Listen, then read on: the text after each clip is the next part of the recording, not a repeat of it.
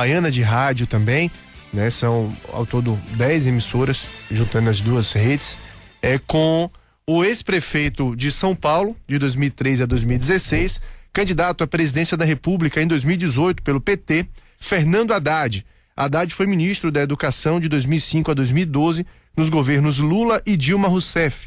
É professor de Ciência Política da Universidade de São Paulo, instituição pela qual se graduou bacharel em Direito, mestre em Economia e doutor em Filosofia. A gente conversou com o senhor em maio de 2020, com a pandemia, com o povo brasileiro e os governantes ainda aprendendo a lidar com essa pandemia, né? O início, ou pouco depois do início da pandemia. Na análise do senhor, de lá para cá, quais são os pontos mais positivos e negativos da condução que se tem tido em relação à pandemia da Covid-19 aqui no Brasil? Fernando Haddad, muito bom tê-lo aqui conosco. A gente agradece a disponibilidade do senhor de falar conosco.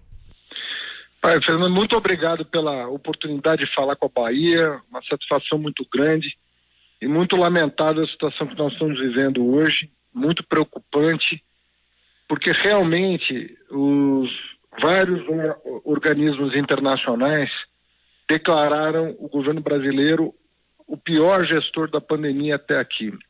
E o problema agora é que a má gestão da pandemia pelo governo brasileiro, ele pode comprometer todo o esforço mundial de superar a pandemia, e eu quero explicar por que isso está acontecendo. Qual que é o problema de uma pandemia? O primeiro problema é evitar que ela se alastre, e isso o governo federal não fez. O governo federal não contribuiu com o comportamento adequado das pessoas para evitar o alastramento da pandemia, que se faria com distanciamento social e uso de máscara, além de testagem em massa. Quando você testa as pessoas em massa, você identifica a pessoa que está contaminada e isola essa pessoa em casa para ela não ser um vetor de transmissão. O governo federal não testou e não isolou as pessoas que estavam contaminadas com o vírus. Isso fez com que o Brasil fosse o segundo país em número de mortes já em 2020. Ou seja, o Brasil só perde para os Estados Unidos do Trump em número de óbitos. Segundo lugar, ao não providenciar as vacinas para o povo brasileiro e cortar o auxílio emergencial aprovado pelo Congresso Nacional, o que está acontecendo nesse momento? As pessoas têm que sair à luta para trazer o pão para a mesa da família e não estão sendo vacinadas. Qual que é o maior risco que o Brasil representa para o mundo hoje, o Brasil do Bolsonaro? O risco de que possa haver uma mutação, né, em virtude do alastramento da pandemia, que as vacinas que foram desenvolvidas não sejam capazes de combater.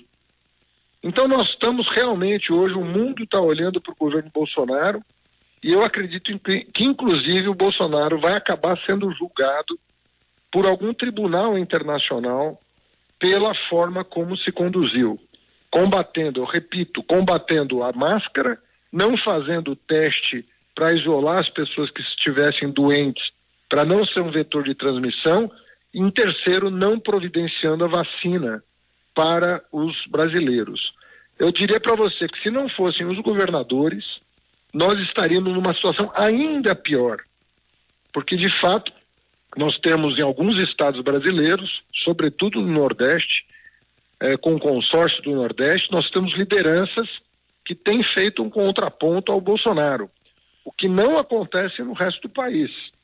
Você não tem hoje no centro-sul do país lideranças importantes que façam um contraponto ao Bolsonaro. Então a situação é muito delicada, e você que está me ouvindo, a gente pede encarecidamente se você puder, primeiro, exigir a vacina, exigir o auxílio emergencial, né, das autoridades, manifestar a sua opinião, nem que seja em rede social, a favor da vacina e do auxílio, e diante de qualquer sintoma, uma tosse mais forte, uma febre, mesmo que uma febre de 37 e pouco, 38, diante de qualquer sintoma, você se recolha e não interaja com os membros da sua família, sobretudo as pessoas idosas, porque a coisa está muito feia. Pra você ter uma ideia, aqui em São Paulo não existe leito de UTI para internar nos grandes hospitais da cidade. Você não tem mais leito de internação.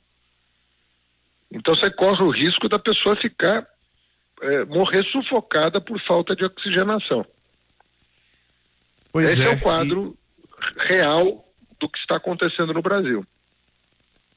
Pois é, e aqui na Bahia a situação também é igual, viu, ex-prefeito? A gente tem, por exemplo, aqui em Feira de Santana, onde a gente está sediado, segundo a maior cidade do estado, também 100% de ocupação nos leitos de UTI. A cidade está em lockdown até a próxima quarta-feira. Salvador, mesma situação. A situação é realmente preocupante. E a gente tem, o senhor falou de vacina, a gente tem duas questões em relação à vacina aí. Primeiro, eu queria repercutir com o senhor, até porque foi prefeito de São Paulo, né? A mais importante cidade do país, maior em população e tudo mais. A gente tem a situação do STF ter liberado agora a compra direta pelos municípios e pelos estados da vacina, né? Das vacinas, algo que antes só poderia ser feito via Ministério da Saúde. E também a própria questão da liberação dessas vacinas na Anvisa. Como é que o senhor vê essa dificuldade de liberação e repercutindo com o senhor também essa própria decisão do STF, liberando agora estados e municípios a fazerem essa aquisição? Bom, aí são duas coisas. Primeiro, a declaração do Bolsonaro de que ele não iria atrás dos laboratórios. Ele falou, eu não vou atrás dos laboratórios. Quem quiser vender, que venha aqui. O problema é que você tem poucos laboratórios, muito poucos laboratórios, e 200 países do mundo comprando vacina. Então tem 200 países comprando e 5 laboratórios vendendo. Quem que você acha que tem que ir atrás de quem? O laboratório atrás dos 5 laboratórios atrás dos 200 países ou os 200 países atrás dos 5 laboratórios? Quer dizer, como o Bolsonaro não entende como funciona a economia, ele não foi capaz de perceber que ia faltar vacina se ele não tivesse tomado providência como não tomou. Então, se hoje, imagina, tem pessoas de mais de 80 anos que ainda não foram vacinadas. Quantos brasileiros existem com mais de 80 anos? E nem eles foram vacinados ainda. Tem gente que tem comorbidade, tem gente que é doente, que é diabético, que tem pressão alta e que deveriam já estar sendo atendidos e não estão. Então, o primeiro erro do Bolsonaro foi desdenhar da vacina, dizendo, Brasil, eles é que venham aqui vender, eu não vou atrás de ninguém. Errou feio. Ele chegou a não responder ofícios de presidente de laboratório, presidente mundial dos laboratórios. Tem ofício de agosto que o Pazuello, o ministro da saúde dele, que não entende nada de saúde, não respondeu até hoje, demonstrando interesse na compra. Agora, essa liberação do STF, ela é um paliativo que não resolve, porque assim, quais são os municípios que têm condições de ir atrás de um contrato desse? É muito difícil. É óbvio que a liberação é bem-vinda para estados e municípios, mas não vamos passar para a população a impressão de que se um governador quiser ou um prefeito quiser, ele resolve o problema, porque não é bem assim que funciona. Eu fui ministro da Educação 8 anos, eu fui 7 anos, eu fui prefeito de São Paulo 4 anos. Não funciona assim. São Paulo, que tem a força que tem, não consegue comprar vacina diretamente, a cidade de São Paulo. Então, é todo um protocolo que tem que ser atendido. Por exemplo, os institutos Fiocruz e Butantan, que são os 2 maiores institutos de produção de vacina no Brasil, eles têm que estar inseridos no processo, né? O consórcio Nordeste está fazendo um acordo com a Rússia para trazer vacina, mas se a Anvisa não atestar a eficácia rapidamente, porque ela já está sendo usada em vários países do mundo com sucesso, o governador não vai tomar o risco porque ele não tem agência estadual de certificação da eficácia da vacina.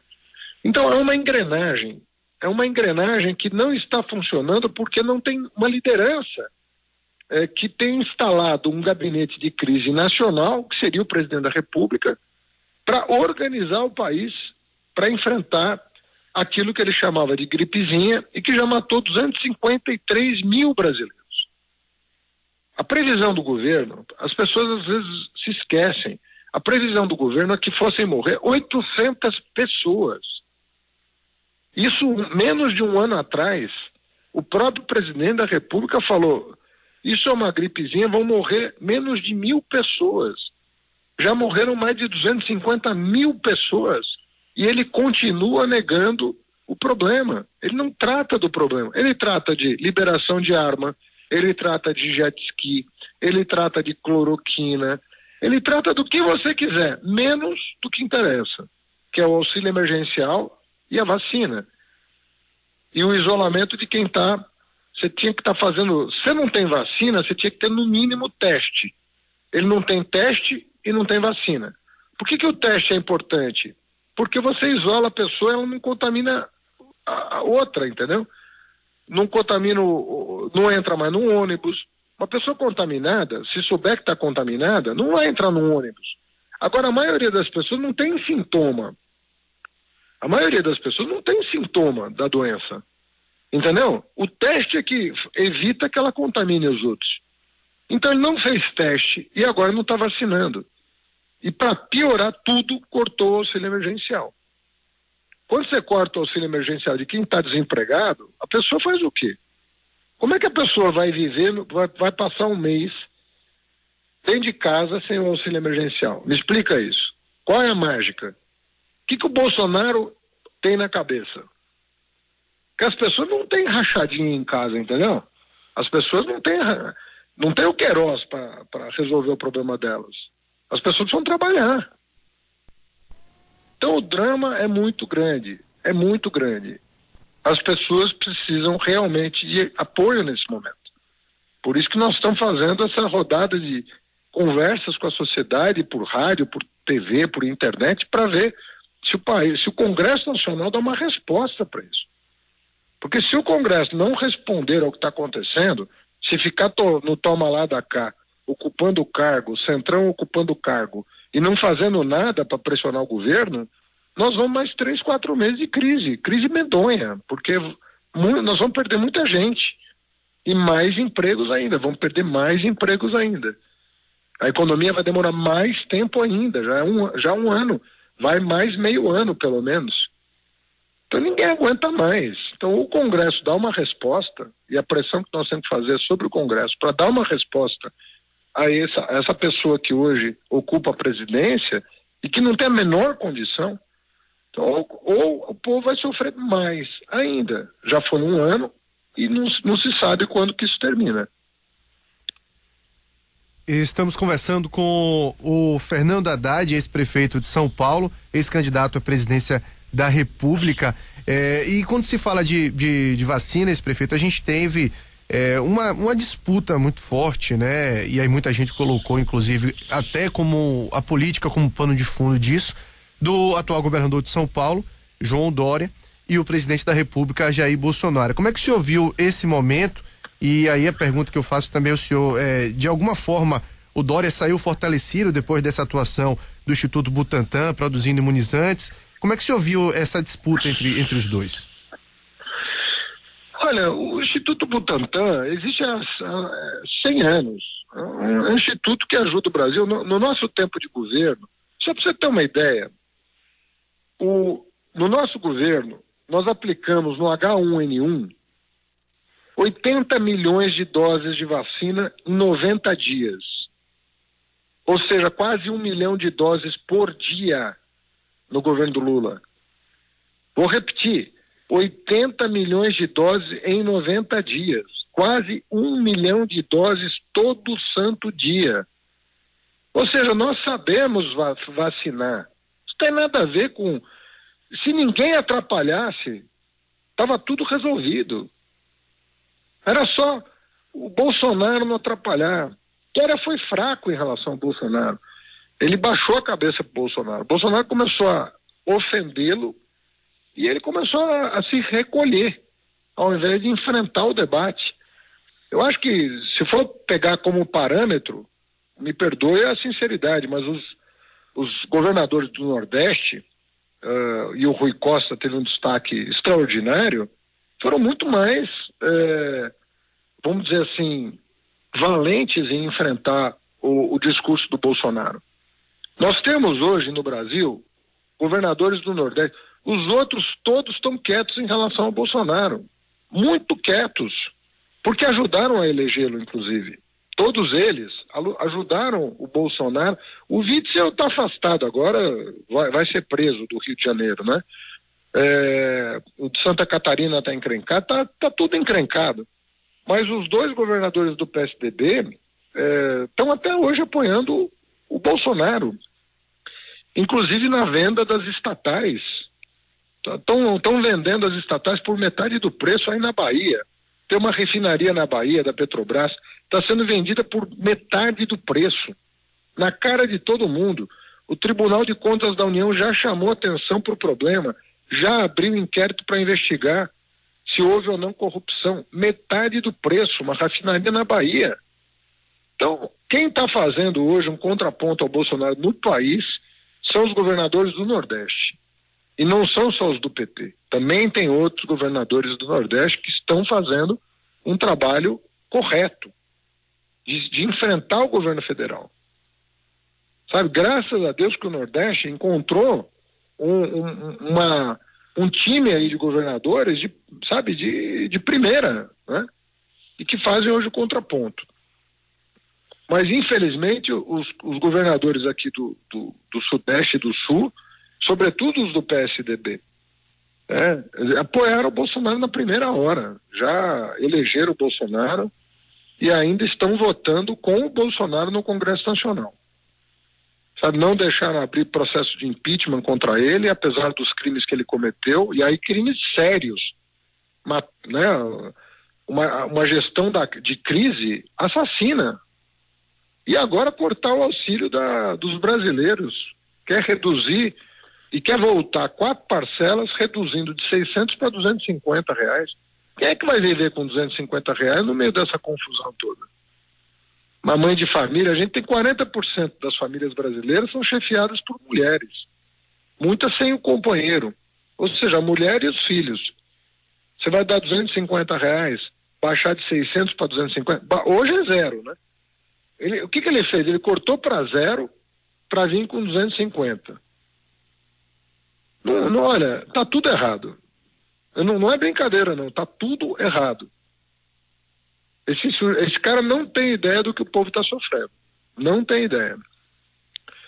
E muito fracos os governadores do Sudeste do Brasil. Muito fracos. Muito fracos. Você não tem nenhuma autoridade que tenha capacidade de enfrentar o Bolsonaro, a não ser no Nordeste. O Nordeste hoje é a voz do povo. É quem fala pelo povo.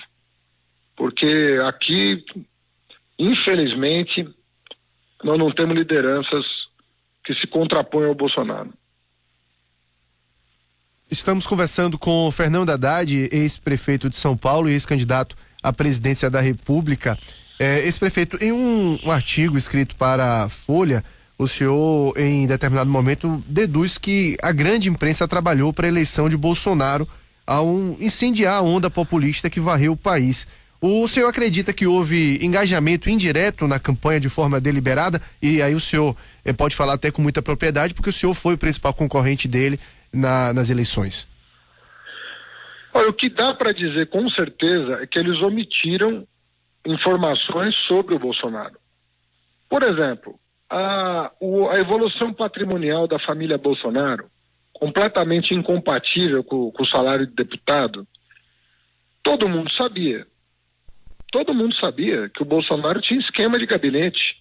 Agora ele está pedindo bloqueio da investigação na justiça. Você deve ter lido a notícia. A família Bolsonaro está pressionando o Poder Judiciário para impedir as investigações sobre o filho dele, que era vamos dizer, a cabeça do esquema, né? Junto com o Queiroz, que está sumido ainda, com aquele Adriano que morreu aí na Bahia, que era um miliciano que gerenciava o chamado escritório do crime no Rio de Janeiro, era um assassino de encomenda e que também tinha os seus parentes nomeados no gabinete da família Bolsonaro, que inclusive condecorou aquele cara que todo mundo já esqueceu, que foi morto aí na Bahia pela polícia militar baiana, um bandido perigoso, né, suspeito de assassinato e de desvio de dinheiro público. Toda a parentada dele lotada no gabinete do Bolsonaro. Agora eles estão querendo impedir a justiça de prosseguir as investigações.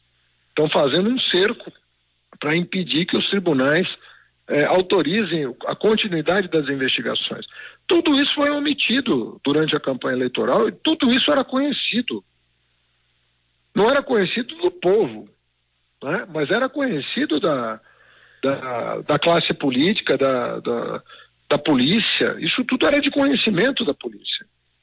Quer dizer, quem era de fato o Bolsonaro, os esquemas, não o lado caricato do Bolsonaro, esse que fica gritando para lá e para cá, a gente nem entende o que ele quer, ele está armando hoje as milícias do país e o crime organizado, está liberando armas para o crime organizado, exatamente da onde ele saiu.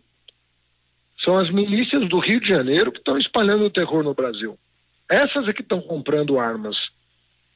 Então, em vez de se preocupar com a carteira de trabalho, com a educação, com a saúde das pessoas, você está preocupado com o quê? Em armar milícia, achando que isso vai resolver o Brasil, ou isso vai piorar a situação dos brasileiros? E quem é que tem dinheiro para comprar uma arma automática? Que é o que bandido tem, não é 38, não, é arma automática. Você tem 10 mil reais para botar numa arma automática? O bandido tem, porque ele vai roubar. Ele paga com o produto do roubo. Agora, como é que o trabalhador vai ter acesso à arma que o bandido tem? É um ano de salário para comprar uma arma. Essas que o bandido tem. Por baixo. Se for um fuzil, ele vai gastar 5 anos de trabalho para comprar. Então, as coisas não vão bem. Eu estou falando para você, ou a gente dá um freio, pressiona o Congresso, pressiona o teu deputado, pressiona a Câmara para tomar providências e o Judiciário para tomar providências, ou não é que o Bolsonaro vai fazer as pessoas sofrerem mais. Esse despreparo dele, 28 anos na Câmara dos Deputados, não aprovou um projeto. 28 anos recebendo sem trabalhar. Todo mundo sabia disso. Toda a imprensa sabia disso. Uma pessoa que 28 anos sem trabalhar. É muita coisa.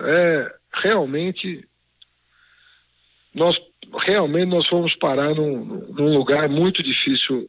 A gente tem que ser mais do que solidário ao povo. Nós temos que, começar a andar, conversar com as pessoas para botar um freio nessa insanidade que está acontecendo no Brasil. Estamos conversando com o Fernando Haddad, ex-prefeito de São Paulo, ex-candidato à presidência da República. Agora, muita gente também atribui o resultado das eleições a uma possível crise que o PT tenha passado após a queda da Dilma Rousseff na presidência da República. O senhor acredita nessa afirmação? O senhor concorda com ela? O que é que o senhor vê como um motivo, além disso, também olhando para dentro do PT? Tá, mas deixa eu lembrar, sabe o que é? O brasileiro, às vezes, não é culpa do brasileiro, não, mas a maneira como a gente lida com as informações faz com que as pessoas muitas vezes não tenham a oportunidade de ter na memória, ter fresco na memória, o que de fato se passou no Brasil, né? Vamos nos lembrar quando é que essa crise começa. Essa crise começa quando o Aécio Neves, que foi candidato a presidente pelo PSDB de o Aécio de Minas Gerais, foi candidato a presidente da República em 2014. Como é que começa essa crise? Essa crise medonha que nós estamos até hoje. Já vai fazer 7 anos que começou a crise. Quando eles não aceitaram o resultado eleitoral da eleição de 2014. Quando veja o que aconteceu nos Estados Unidos, que é a maior democracia do mundo. Aquele Trump, amigo do Bolsonaro, não aceitou o resultado eleitoral, aquela turba de gente entrou no Congresso Nacional, lá do Capitólio, chamado Capitólio, lá nos Estados Unidos, morreram 5 pessoas. Se aquilo perdesse o controle, como aconteceu no Brasil, como é que a economia americana vai suportar uma crise institucional?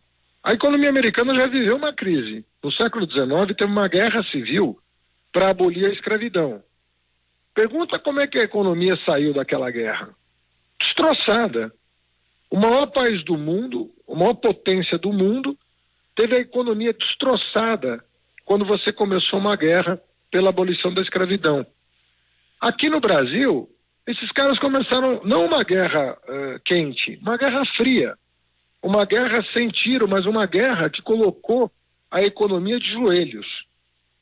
E isso, a aliança do Aécio com o Temer e com o Eduardo Cunha, resultou exatamente na crise de 2015 e 2016, que levou ao afastamento da Dilma. Isso significa dizer que o governo é perfeito? Ninguém está dizendo isso, ninguém disse isso, ninguém nunca dirá uma coisa dessa. O PT, o balanço dos governos do PT são incríveis, sobretudo na região do Nordeste. O que eu pude como ministro fazer, graças à oportunidade que me foi dada, um professor chegar a ministro da Educação e ter a oportunidade que eu tive de levar a universidade para todo o interior do Brasil, levar Instituto Federal, levar creche, levar ônibus escolar, levar internet, levar... Gente, qual é o governo que antes do nosso fez alguma coisa parecida para a educação? E o que aconteceu depois? Nada, só uma notícia. Então nós, infelizmente, a oposição ao PT contratou essa crise. E não é por outra razão que quem mais pagou o preço da crise que criou foi quem? Justamente o PSDB. Foi o partido que mais pagou. Você viu quanto o PSDB fez na última eleição presidencial? Alguém lembra do candidato do PSDB na eleição presidencial? Ninguém lembra do nome e nem de quantos votos ele recebeu. Ele recebeu menos de 5% dos votos. E era governador do estado de São Paulo. Essa é a realidade. Quer dizer, o povo puniu o PSDB pelo que o PSDB fez com o país. Agora, é óbvio que o PT saiu machucado, muito machucado. Mas nós conseguimos defender as políticas públicas que nós criamos, do Bolsa Família, auxílio emergencial, do transferência de renda, perdão, do Bolsa Família, que é o maior programa de transferência de renda, um dos maiores do mundo, passando por toda a coisa da educação, geração de emprego, transposição do São Francisco, tudo que foi feito, nós conseguimos defender os nossos governos e ir para o segundo turno e quase ganhar a eleição. Então, o que foi feito o que foi feito nos 3 governos que nós efetivamente governamos em situação de democracia, o povo reconhece. Agora, 2014 é um ponto de virada, porque é das poucas vezes na história da República, sobretudo da recente, em que um resultado eleitoral é contestado e joga o país numa crise que até hoje não terminou. Porque o Bolsonaro é a crise. Ele é a crise atual. Bom, a gente pulando de uma eleição diretamente para outra, eu sei que a gente está há um ano, né, mais de um ano dela, mas sempre se discute isso. E recentemente o senhor recebeu a orientação do ex-presidente Lula para rodar o país, se apresentar como candidato do PT, caso o ex-presidente não restitua seus direitos políticos. Partidos de esquerda se dividiram em relação a essa opinião, a esse posicionamento do ex-presidente. O senhor já se reuniu com nomes como Guilherme Boulos, Ciro Gomes, Marina Silva? Aí a pergunta que eu faço, existe a possibilidade das esquerdas se unirem, para os partidos de esquerda se unirem para a disputa da eleição em 2022, Fernando Haddad? Olha, eu tive recentemente uma conversa com o Flávio Dino e com o Boulos, né, que é do PCdoB e do PSOL, com quem eu tenho uma proximidade e muitos amigos comuns, muita gente boa em comum, e as conversas vão acontecer, né? Isso no seu tempo vão acontecer, porque nós temos as alianças não são discutidas com 2 anos de antecedência, né? As alianças são discutidas no ano da eleição, que você vai montando o tabuleiro, como se diz, né? É uma coisa muito cedo. E rodar o país é uma coisa que tá todo mundo tem o direito de rodar o país, né? Quer dizer, ninguém vai. A política é você conversar com as pessoas, e de preferência antes das eleições, né? Para você ouvir as pessoas antes das eleições, não deixar para a última hora para saber quais os problemas que elas estão vivendo, porque você não vai ter nem tempo de fazer isso. Então a hora de conversar é com antecedência, conversar com governadores, prefeitos, movimento popular, movimento sindical, né? Lideranças comunitárias novas. Tem uma safra de novos líderes no país inteiro, jovens, negros, mulheres, enfim, nós estamos vendo aí a emergência de uma geração que é a geração que chegou na universidade vindo de baixo, que é a primeira vez que isso acontece no Brasil. O filho do trabalhador, o negro, chegar na universidade e sair com um canudo na mão, um diploma de médico, de engenheiro, de advogado, de pedagogo, de professor e assistente social. É uma nova geração que está surgindo aí, né? Que é uma geração muito representativa do Brasil. Então a hora agora é de conversar com essa gente toda, com o trabalhador, com o chefe de família, com a mulher e com o homem que estão cuidando dos seus filhos, com essa juventude que está estudando pela primeira vez numa universidade, com muita dificuldade por causa da pandemia, mas enfim, é uma nova geração de brasileiros que estão chegando aos níveis mais altos do conhecimento, e aí você vai discutir aliança um pouco mais para frente, né? E esses partidos já, às vezes, nunca tiveram junto. Por exemplo, nós nunca fizemos uma aliança com o PSOL de primeiro turno, né? Nunca fizemos. Pode ser que aconteça, pode ser que dessa vez seja possível, né? Mas de 2006 para cá, o PSOL tem tido candidatos em todas as eleições. E é um direito do PSOL ter candidato, né? Uma coisa é a gente tentar construir no primeiro turno. Agora, no segundo turno, a gente sempre teve junto. Sempre teve junto. O PCdoB sempre no primeiro. Mas o PSOL sempre se agregou no segundo turno para evitar o mal maior, que seria a vitória do PSDB ou do Bolsonaro, né? Então isso tem seu tempo e tem seu... E o importante, na minha opinião, é que todo mundo que seja oposição ao Bolsonaro, mesmo de direita, porque tem gente mais à direita que não que é contra o que o Bolsonaro está fazendo com o país. Essa pessoa também tem que receber uma determinada atenção para não fazerem o que fizeram em 2018. Quer dizer, por que o PDT e o PSDB apoiaram o Bolsonaro no segundo turno, né? 3 governadores do PDT que foram para o segundo turno apoiaram o Bolsonaro. 3 governadores do PSDB que foram para o segundo turno apoiaram o Bolsonaro. Estou falando de 6, portanto, candidatos a governo de estado do PDT e do PSDB que poderiam ir para o segundo turno, que poderiam ter nos apoiado e preferiram declarar voto no Bolsonaro.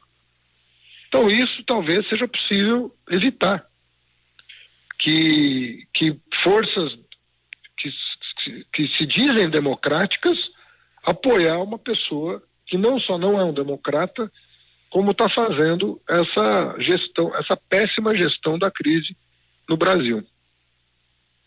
Bom, e aqui na Bahia já é fato consumado que o senador Jacques Wagner, ex-governador do estado, é o nome a ser trabalhado. Já foi dito por toda a cúpula do PT aqui que o candidato deve mesmo ser ao governo do estado o Jacques Wagner, né? O Rui Costa chega ao final do seu segundo mandato, não pode tentar a reeleição, e o Jacques Wagner voltaria a tentar a eleição para o governo do estado. Como é que o senhor vê esse cenário por aqui e a possibilidade desses nomes?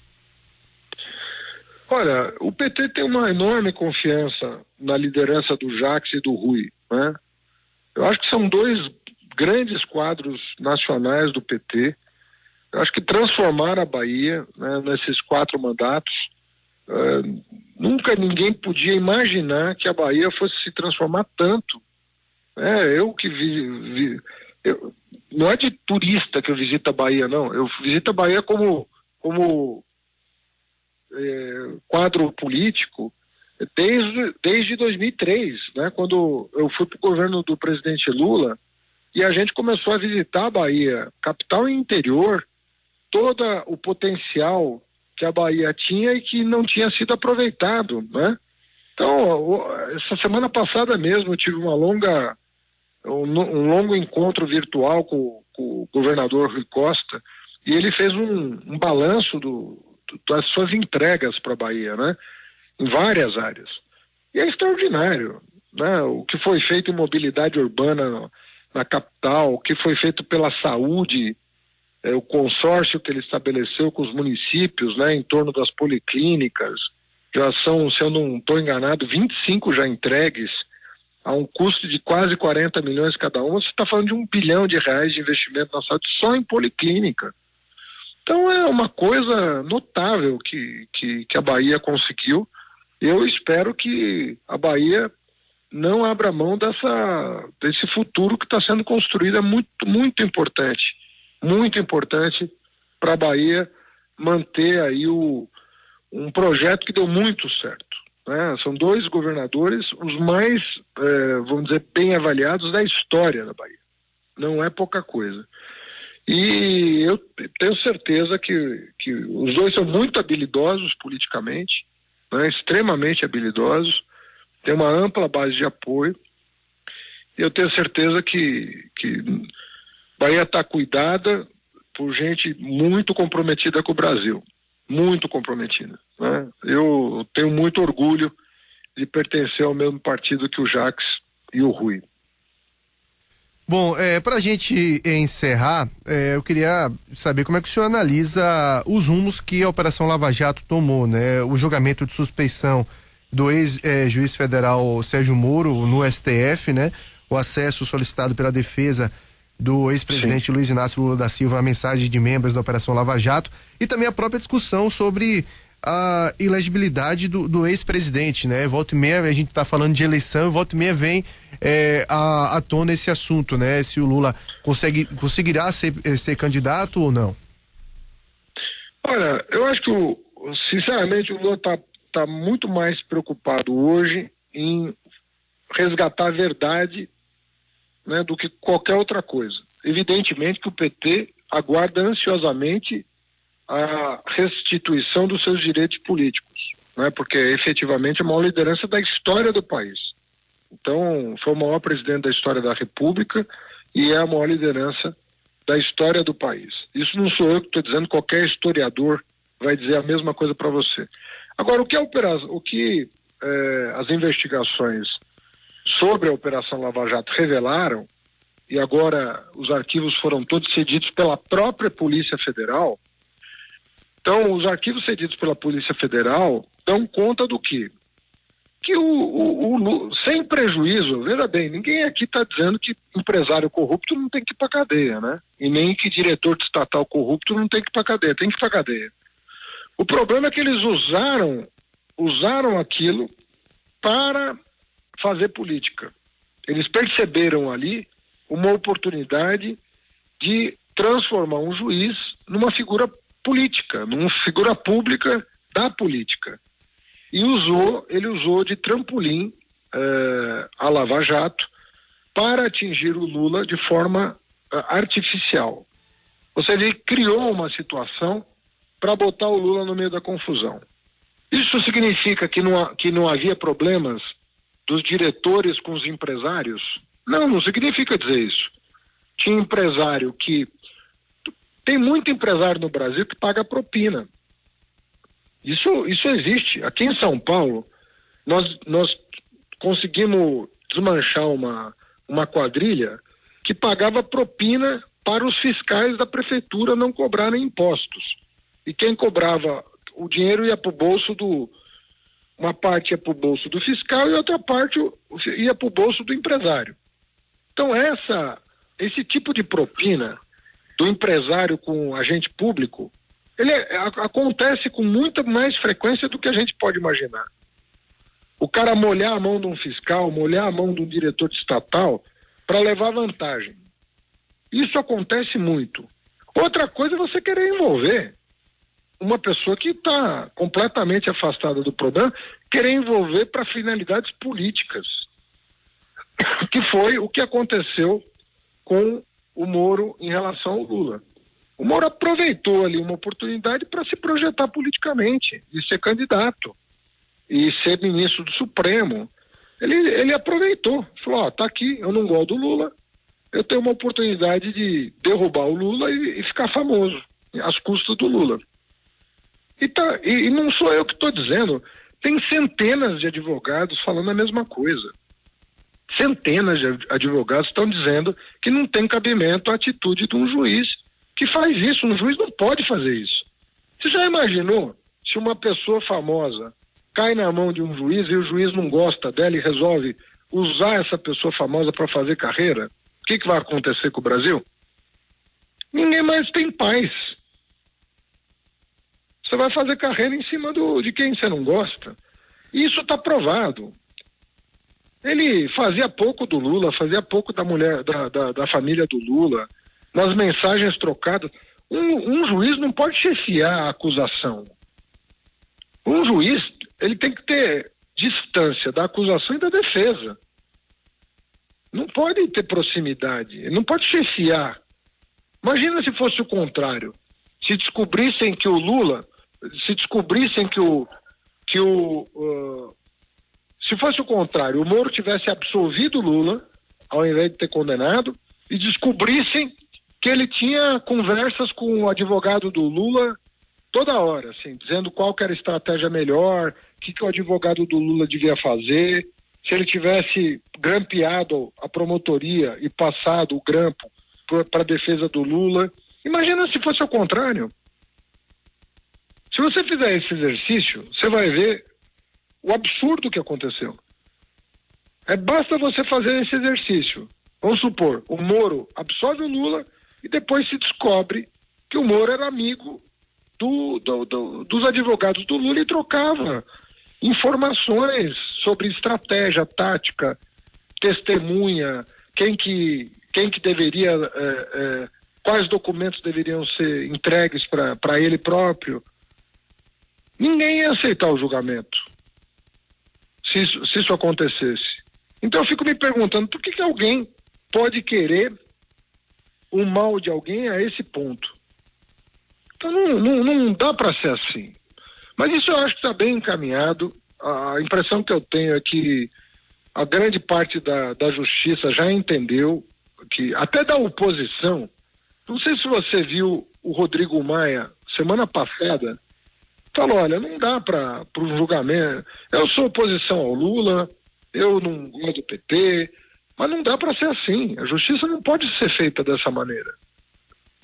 Então, veja bem, até a oposição está percebendo que tudo tem limite, não dá para fazer política desse jeito, entendeu? Ninguém espera entrar no Campeonato Brasileiro de Futebol com um juiz roubando para um time. Ninguém quer. Isso acaba com o futebol, entendeu?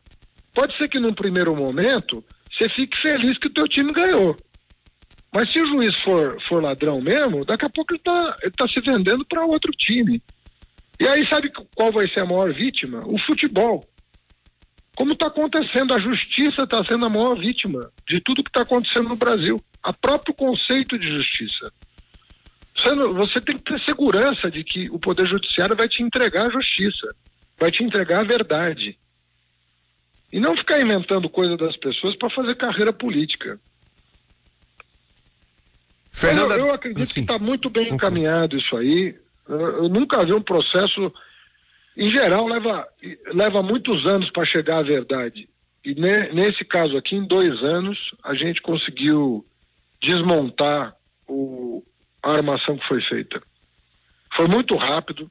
É verdade que Deus ajudou no caso, viu? Porque nós temos descoberto essas mensagens, foi uma coisa de Deus mesmo. Porque podia passar a vida inteira sem descobrir o que eles faziam nas costas do povo, né?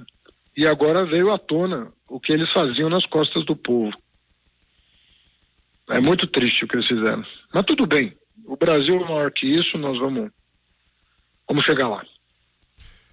Fernando Haddad, ex-prefeito de São Paulo, ex-candidato à presidência da República, eu quero agradecer imensamente a disponibilidade de falar mais uma vez conosco. A gente deseja um ótimo dia para o senhor, dias melhores para todos nós nessa pandemia, né? Que a gente possa passar, se Deus quiser, por essa pandemia. E muito obrigado pela entrevista. Um grande abraço, viu, querido? Tudo de bom para você. Conversamos então com Fernando Haddad, ex-prefeito de São Paulo, ex-candidato à presidência da República nas últimas eleições, candidato derrotado pelo atual presidente Jair Bolsonaro.